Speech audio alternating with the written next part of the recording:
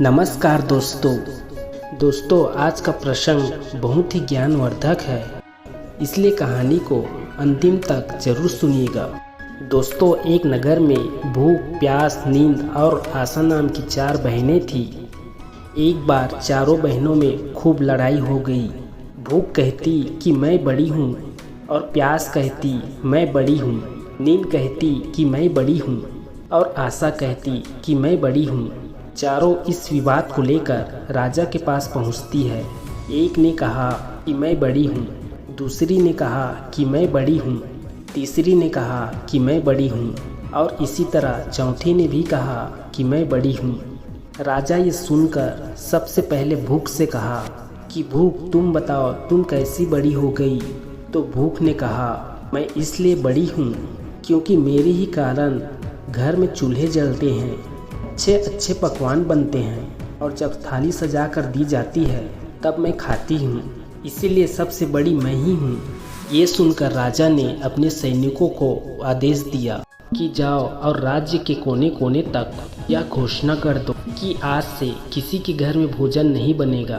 तब देखते हैं कि भूख को जब भूख लगेगी तो यह क्या करेगी। पूरा दिन बीत गया, पूरी रात बीत गई। जब सुबह हुई तो भूख को भूख सताने लगी, तो वह इधर उधर भोजन का तलाश करने लगी। जब उसे कुछ भी नहीं मिला तब वह भूख के कारण घर में पड़ी बासी रोटी को खाने लगी। प्यास ये सब देख रही थी। वह तुरंत राजा के पास गई और बोली, हे राजन, भूख हार गई, वो घर में पड़ी बासी रोटियों को खा रही है। देखिए, मैं सबसे बड़ी हूँ। राजा ने कहा, तुम बताओ तुम कैसी बड़ी हुई। प्यास ने कहा, मैं बड़ी हूँ क्योंकि मेरे ही कारण लोग कुएं खुदवाते हैं, तालाब बनवाते हैं एवं बर्तनों में भी पानी भर के रखते हैं और किसी पात्र में भर कर मुझे पानी देते हैं भी मैं पीती हूँ, इसीलिए मैं बड़ी हूँ। यह सुनकर राजा ने अपने सैनिकों को आदेश दिया कि जाओ कि राज्य में घोषणा कर दो कि कोई भी कुएं न खुदवाए, कोई भी बर्तनों में पानी न भरे, सभी तालाबों और कुएं में कड़ी पहरा लगा दो। देखते हैं जब प्यास को प्यास लगेगी तो वह क्या करेगी। पूरा दिन बीत गया, एक रात भी बीत गया। जब दूसरे दिन प्यास को प्यास सताने लगी तब वह इधर उधर भटकने लगी। उसे कहीं भी पानी पीने को नहीं मिला। वह मजबूर होकर गड्ढे का पानी पीने लगी। नींद ये सब देख रही थी। उसने तुरंत राजा के पास जाकर कहा कि राजन, प्यास हार गई, वे गड्ढे का पानी पी रही है, इसलिए मैं सबसे बड़ी हूँ। राजा ने कहा, तुम कैसे बड़ी हो। तो नींद ने कहा, मैं इसलिए बड़ी हूँ क्योंकि मेरे ही कारण लोग पलंग बनवाते हैं, बिस्तर लगाते हैं। जब मुझे बिस्तर लगा कर देते हैं तब मैं सोती हूँ, नहीं तो मैं नहीं सोती हूँ।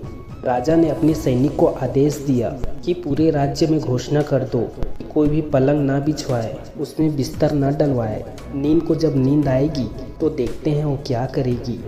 पूरा दिन बीत गया, आधी रात बीती तो नींद को नींद आने लगी, तो इधर उधर वो बिस्तर खोजने लगी। जब बिस्तर नहीं मिला तो वह मजबूर होकर ऊबड़ खाबड़ जगह पर ही सो गई। आशा ये सब देख रही थी। उसने तुरंत राजा के पास जाकर कहा कि राजन, नींद हार गई, वह ऊबड़ खाबड़ जगह पर बिना बिस्तर के सो गई है, इसलिए बड़ी तो मैं ही हूँ। राजा ने कहा, तुम कैसे बड़ी हो।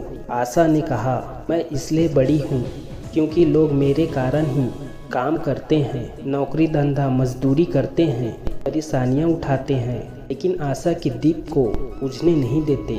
राजा ने यह सुनकर अपने सैनिक को आदेश दिया कि पूरे राज्य में घोषणा कर दो, कोई भी नौकरी ना करे, कोई भी मेहनत मजदूरी ना करे, कोई भी काम धंधा ना करे, कोई भी आशा के दीप को ना जलाए। आशा को जब आस जगेगी तो देखते हैं कहाँ जाएगी। पूरा दिन बीता, आधी रात बीती। जब आशा को आस जगी वह इधर उधर गई, मगर चारों तरफ सन्नाटा था। सिर्फ एक कुम्हार टिमटिमाते दीपक के प्रकाश में काम कर रहा था। वह वहां जाकर टिक गई।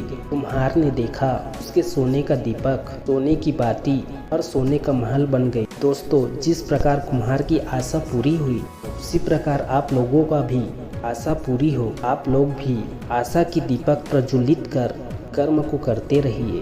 दोस्तों, आशा करते हैं ये कहानी आप लोग को बहुत अच्छी लगी होगी। अगर अच्छी लगी होगी तो एक लाइक और एक सब्सक्राइब ज़रूर कर दीजिएगा।